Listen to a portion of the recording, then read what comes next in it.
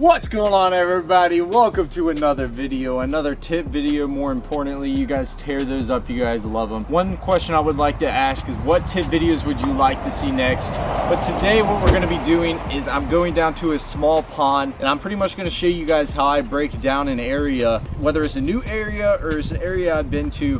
Pretty much how to break down small ponds and how to fish small ponds and how I go about it. So let's go ahead and go down to the pond, baby. Just got down to this pond right here, and as you can tell, it's just a small little area. Most of you guys are probably going to be fishing some smaller ponds. This pond right here is very small. When I come to a new location or when I come down to a pond, there's a few things I really look at even before I make a cast. Obviously, when I'm looking at the pond right here, just a smaller area, very isolated place, there's not really much going on. And as you guys can tell, you know, I see a few things that really catch my eye.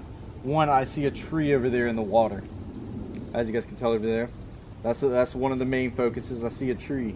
Another thing is I see these trees that are hanging over the water back in that corner. So that's going to tell me one thing. On a sunny day, those trees are going to cast a shadow out in that water, and it's going to be an area where the sun's not beaming down. So there's going to be a lot of shade over there in that corner.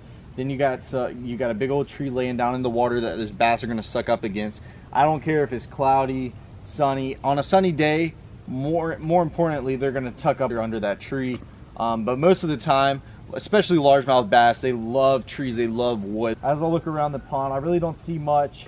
You know, I don't see much more. As I start to cast, I'll realize that, oh, there's some grass right here. Oh, there might be some like rocks underneath the surface. But there is one thing I see right here.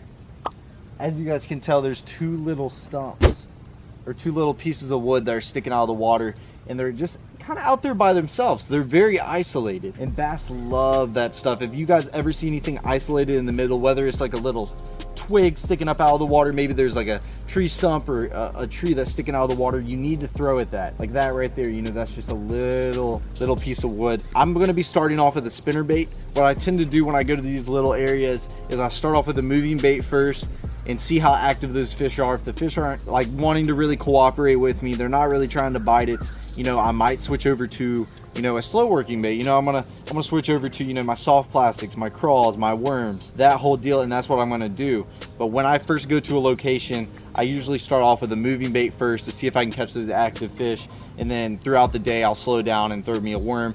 And it all depends on the conditions. Like if it was bluebird skies out here, super hot, I wouldn't even start off with this. I'd probably just go ahead and move over to my crawl or my worm. If you guys want to check out my other tip video where I talked about my crawl, where you can pretty much work it all different ways, that's another good option, especially if it's super sunny outside but you want something to throw around moving anyways. But as you guys can tell, that isolated cover right there, I got this old spinner bait, some Colorado blades, and then I actually painted some of the blades red. This is the Fish Head spinner baits Primal series with a little trailer hook on it. You got this very dirty water, you got a little bit of cloud cover in the sky, not too much sun, no wind at all, but I'm gonna slow roll this through. Let's make a cast right out there. I promise you guys, like 90% of the time there's gonna be a fish on structure like this, or these little trees. There's gonna be a fish on that stuff. Maybe he's not wanting something moving today, because I promise you, especially in a small pond like this, there's not going to be too much. You know, maybe some ponds that people go to, there's going to be a lot of laydowns in the water. Maybe there's a lot of rock, you know, who knows, whatever it is. But especially on a place like this where there's really not much, like I said, there's a tree over there, and then there's like these little trees that are hanging over, and I know there's going to be a little bit of shade back in this corner. But you know, the one thing is there's not too much stuff for these fish to hide on. There's not many rocks. I haven't seen any rocks at all. You know, there's not too many trees. So when I see something like that, I'm 100% casting at it. But I'm just gonna start going down this bank right here, fan casting, see if they're gonna try to eat this moving bait. So I've been throwing this around for quite a second. I didn't have any bites on it. I'd really like there to be some wind out here, especially when throwing a spinner bait. It's just something I had on my rod, and I was like, I'm gonna take it down here and throw this as my, you know, moving bait and see if I can catch any active ones. But I'm actually gonna cut this off, tie on a Texas rig, put a regular Zoom speed crawl on there, and we're gonna go around and catch some fish. We're gonna work it on the top, we're gonna walk it on the middle and on the bottom, and see if we can catch some of these fish out here. Instead of a Zoom speed crawl, I actually got a little rage crawl on. Got a little lead bullet weight, little EWG 3-aught hook. I'm gonna go down this bank, cover some water with this thing. I'm actually gonna reel it at the top of the water to start off with, especially in this little, actually had something hit it right there. Right away, right off the bat. It's gonna cover a lot of water. I don't know if you guys watch some of my videos. I'm a big fan of throwing a rage crawl on top of the water and right below the surface and actually reeling it rather than just using it as a little flipping bait. I'm a big fan of using it as a, you know, moving bait and a slow moving bait at the same time. Oh yeah. Oh my gosh, it's a huge one. I saw him come right off. Looking right up on the bank. There we go, baby. He ain't a monster, but he's a good quality fish. Oh man, what a beautiful one right there. Let me tell you guys something right now. Look at that. That's a beautiful fish. He's about, let's say 2 1/4, maybe pushing about 2 1/2. Really thick. He's a thick fish. He's not. That is a beautiful fish right there, guys. Let's get a quick release on him. Now I'll show you guys how I caught that. There we go, guys. Beautiful little bass right here. Solid, thick, and healthy one. Let's get him back in the water. There he goes.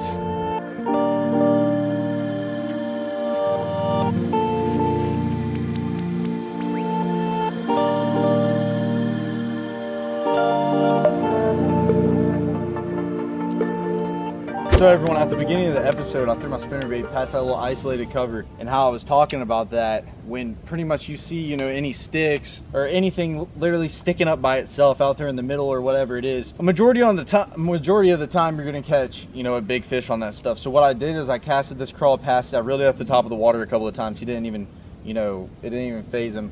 Then when I cast it right next to that left-hand side of it, landed right next to that little stump, I pretty much saw a wake in the water to the left of my bait, and from there I was about to say, you know, he's about to eat it.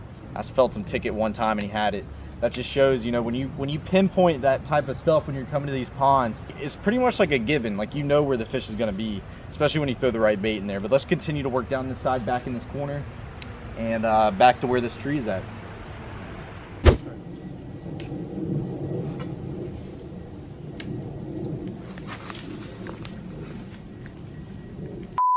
I cannot believe that. Guys, I cannot believe that. That's unbelievable. I have no idea. I skipped up under that tree back there and he ticked it right away and it just snapped right off and I tried to hook set him. All right, I'm about to get my revenge on this fish right here.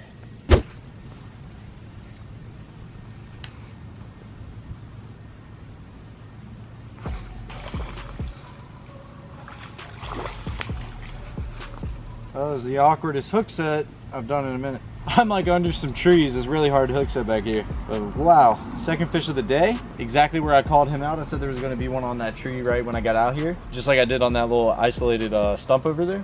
In both the locations, there was some fish on.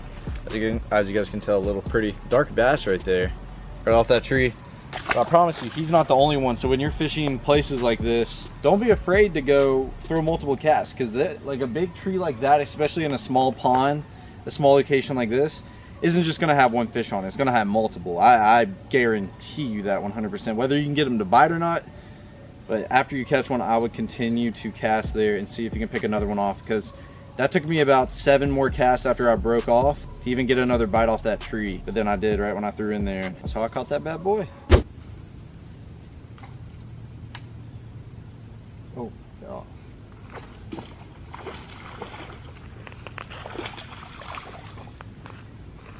Two casts right after that one in the same exact spot, caught another fish. Shows you right there. I'm just proving everything that I'm saying back and forth. Is there's gonna be more fish on that tree. That was 2 casts literally in the same spot, and I caught another little beautiful bass right there. Nothing super big, but super, these fish are heavy. It's really weird out here. These fish got a lot of weight behind them, but in the same spot, threw it in there, he just ticked it. Beautiful little bass.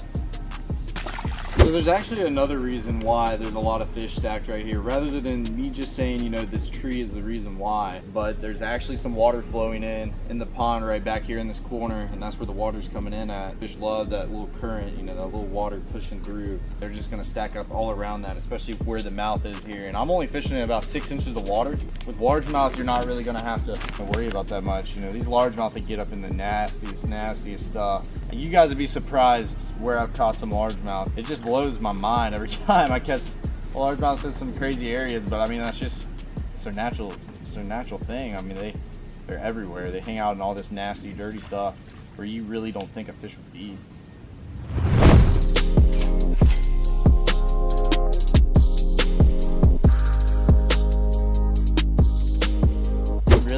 attention to these corners in these ponds. Like right here, it has just a little bit of rock out here in this corner, and it's got a little tree that's sunk in right out here. Oh, I watched him eat it right there.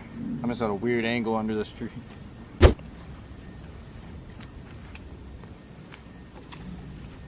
Right in the corner where I said he was going to be.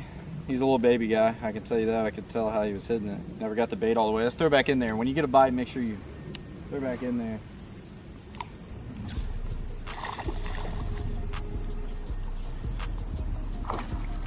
It was actually a different one. I was just swimming that crawl that time instead of working on the bottom. I just swam that thing right by. This fish just came out of nowhere and just annihilated that thing. Pretty little fat guy, I can tell you that. Nothing big, but look at that little belly on that thing.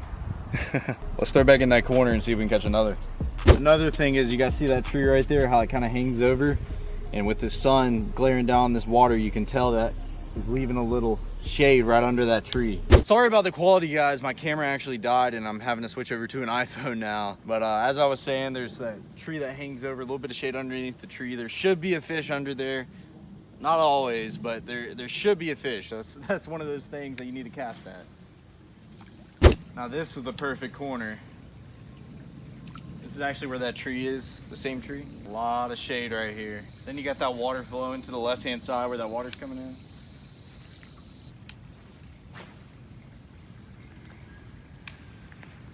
Oh my. That was insane. These fish were, these little baby guys were schooling out there in the middle. It's another way to catch them, man. I saw some fish popping up in the middle of the water out there, and I threw that thing in there before I could even.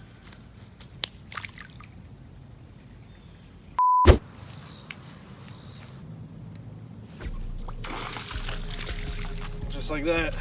And I skipped this thing up all the way in between that tree to where it came onto the other side because I was fishing on all this edge, and I just drug him out from that other side to come onto this tree and just eat my bait right there. A little thick, pretty guy right there.